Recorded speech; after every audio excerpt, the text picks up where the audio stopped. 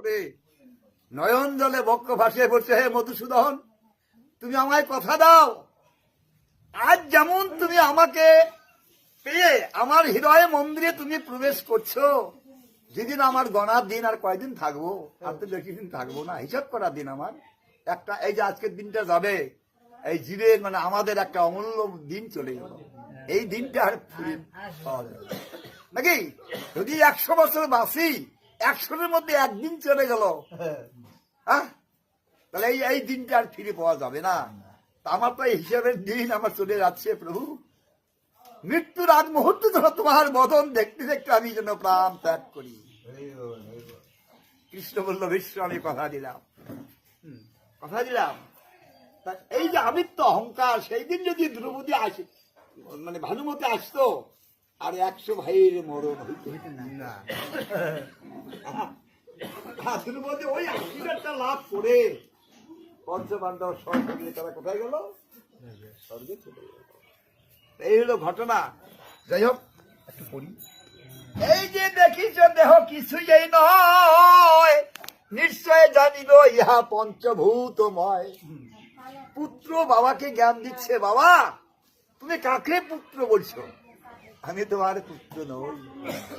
এই যে বিশ্ব দেখছো তুমি, পঞ্চভৌতিক দেহ, কিরকম?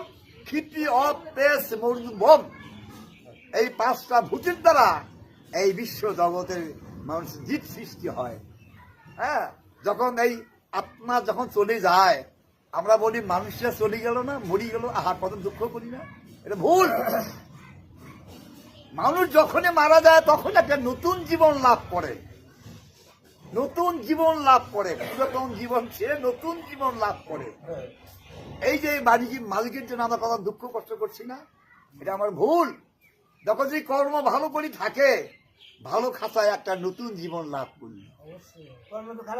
আর যদি কর্ম খারাপ করে, ওই এই খারাপ খাতায় ঢুকে ওখানে একটা নতুন জীবন লাভ করে না। তাই জন্য মানুষ মরলে দুঃখ করা যায় না, সে নতুন জীবন লাভ করে। তখন জন্ম নেয়, তখন একটা দুঃখ করো যে কোন কুলের থেকে আসলো, কিভাবে চলবে, কৃষ্ণ ভক্ত হবে কিনা, ইত্যাদি ইত্যাদি। বলুন তো, দেখো ব্রাহ্মণ, 2টা ছেলে, একটা ছেলেকে মানুষ করার জন্য ব্রাহ্মণ খুব চেষ্টা করতেছে, কিন্তু ছেলেটা মানুষ হয় না। চৈতন্যের কথা, মানুষ হয় না। তা বামুন দৈনিক ভিক্ষা করে আসে, ওই রাস্তায় বলে, ও ঠাকুর বসে, ও ঠাকুর